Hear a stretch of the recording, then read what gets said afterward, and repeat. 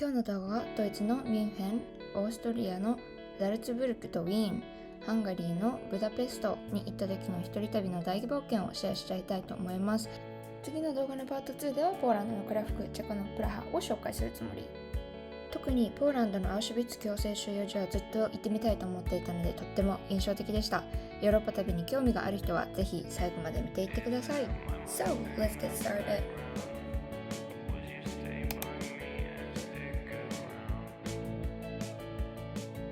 まずはミュンヘンからノイチュファインシュタインに行こうとしたんやけど、出発のマジで3分前ぐらいに運休になりましたって言われたのね。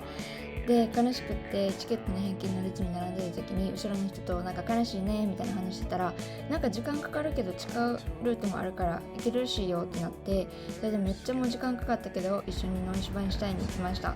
で、着いたら肝心のお城が綺麗に見えるところが封鎖されてて、ここでもまたって感じやったんやけど、この道行ったらいけるんじゃねっていうことで違う道から行ってお城が見けてめっちゃ良かった。マジ一人で行ったら絶対に行ってないとこやったからめっちゃラッキーやった。一緒に行ってくれてありがとうということで、てかこのお城を見るために道のりが結構過酷でもっと動画撮ったんやけど、なんかミュンヘン旅したやつ全然動画残ってなくって、さっきの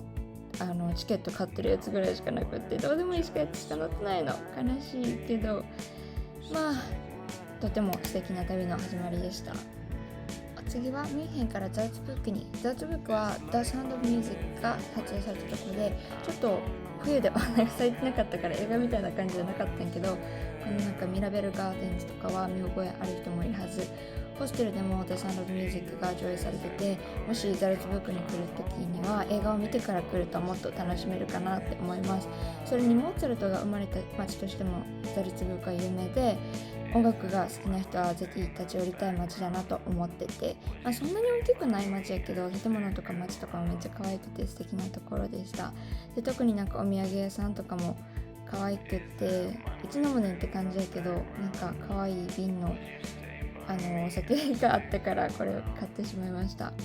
で、あとオーストリアはドイツ語が話されてるから電車の案内とかが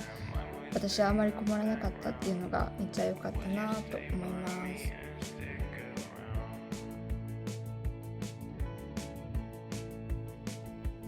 映像はザルツブルクのままだけど、次向かう都市のウィーンについて少し紹介します。ここもベートーベンやモーツァルト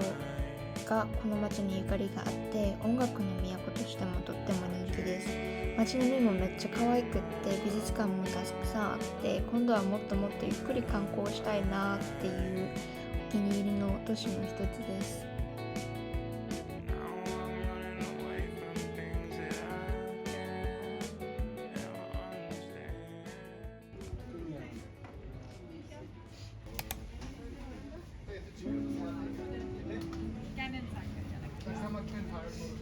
ウィーンで泊まったホステルは今回の旅の中でめっちゃ良かった。綺麗やったし、なんといっても他の旅人との交流ができてめっちゃ楽しかった。なんか何回も旅してやっと学んだことやねんけど、ホステルは値段だけじゃなくってどれだけ他の人と交流できるかも絶対考えて選ぶべきやったなと。でも今回の旅は特にお金がなかったからしょうがないっちゃしょうがないけど、やっぱり一人旅って寂しいやん。だからホステルに勇気を出して声をかけてみて、そこから学べることってめっちゃあるね。しかもなんか意外に大学生とかだけじゃなくって会社員の人とか専業旅人みたいな人とか面白い人がいっぱいいるから、自分の価値観を広げるいいチャンス。話しかけてみようって結構勇気はいるけど、面白い出会いっていうのがいろいろあって、例えば今回の旅の中だったら有名なカフェに行ったのね。で、有名やからちょっと結構な列ができてて待っててんな。でさ、暇やんか。だから話しかけてみようって思って後ろにいた夫婦2人になんか話しかけてみたら、なんと2人ともメキシコのお医者さんで、なんか会議があったついでに観光してたらしくって、お医者さんみたいな。だってお金持ちの人以外さ、お医者さんのプライベート知ってる人っていいひんくない？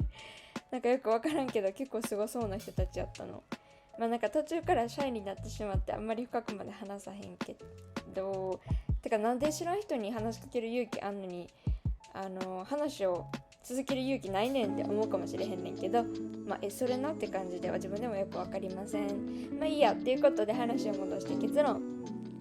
ホステルは値段が安い順から見て、そこから人の交流に重視したホステルを探していくのではいいのかなと思います。あと立地も結構見た方がいいかも。観光地からあまりにも離れすぎてて、結局電車とか使ったら電車の往復代含めたら損してないってなるので、支出を抑えるっていうのもあるけど重視する。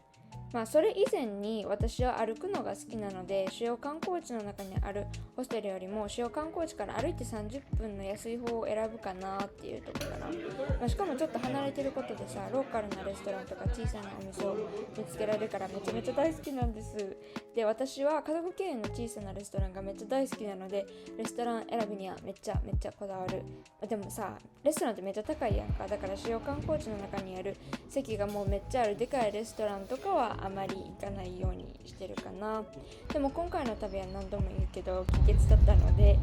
実は結構ガチでピーナッツバターとパンで生活してました。動画撮ったはずやねんけどどこか行ったとか話したらウィーンが終わってしまったっていうことで、お次はハンガリー。ブダペストで有名な国会議事堂付近のドナウ川のすぐそばにこの靴のモニュメントが置いてあるのね。これは第二次世界大戦中、ナチスの迫害でユダヤ人が壁に並ばされて後ろから銃撃されてたっていう歴史があります。銃撃された人々は当時貴重だった靴を脱がされてドナウ川に進んでいったっていう歴史を忘れないためにも付けられたモニュメントとして調べてます。この次の動画でも一人でポーランドのクラクフにあるアウシュビッツ強制収容所に行ってきたっていうのを紹介したいと思ってて、一人で行くのは正直ちょっと結構勇気がいることをやってんけど、ヨーロッパに来たら絶対行ってほしい場所の一つかなと思ってます。もちろんこれまで歴史にでもユダヤ人の迫害について学んだし、私自身映画でもいくつか見てきました。最近見たもので言うと The Pianist、 日本語では多分戦場のピアニストっていうのを見て、もうその時本当に今私がここで生きてることってめっちゃありがたいことやんなって思って、ただ私は罪とか殺されるとかっていう映画が全然もうマジで見れへんくって、でピアニストを見たのもたまたまおすすめに出てきたから何気なく見ててんけど、ほんまに結構私にとってやけど過激する映像がいくつもあって、しかも実話を元にっていうのもあってたから余計しんどくなってすごい気分悪くなって、途中で見るのをやめようって思ってんけど、でもここで見るのをやめてしまうのは歴史から目をそらしてしまうことになるのかなって思ってから Google でその映像がない状態で話の状態の流れっていうのを確認して、もう一回いい気を出して見てみたのね。そしたら、ネタバレになってしまうから話の内容には触れないけど、でも本当にたまたま日本に2002年に生まれてきたってことってマジで感謝しないといけないことなんだなって思って改めて学ぶことができたので、見て本当に良かったなと思います。それと同時に今私がのこのこ幸せに生きてる中でそうじゃない人もいるっていうのを考えた時にすごく申し訳ない気持ちになって、何かはまだわからないけど将来的に何かこの社会に恩返ししたいなと思うようになりました。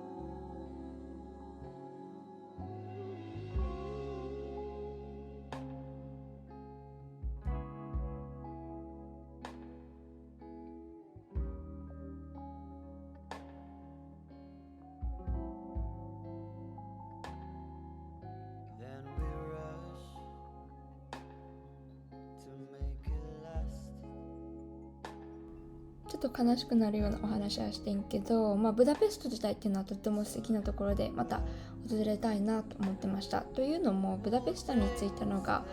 その日の夕方で、次の日1日観光して、そこからポーランドにすぐ移動する予定やってんけどにもかかわらず、なんとブダペストで観光する日っていうのが日曜日だったんですね。だからって思う人もいるかもしれへんねんけど、ヨーロッパに住んだことがある人ならちょっと気づいてるはずかな。そうです、日曜日なのでほぼ全部閉まってってドイツに住んでた時はなんか不便やなと思っててんけど、よく考えたらなんか日曜日にはほとんどお店は開いてへんから、朝からなんかご飯作って公園に持ってって本を読みながらピクニックするっていう、もうまさになんかヨーロッパ人の豊かな時間の使い方みたいなのって素敵だなとは思ってるんですけれど、観光にはベストタイミングではないですねっていう。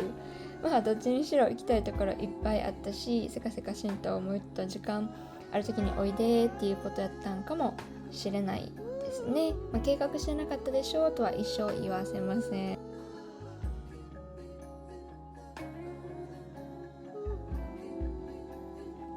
ということで、次のパート2ではポーランド、チェコについての動画になります。ぜひチャンネル登録といいねボタンよろしくお願いします。ということで、チュース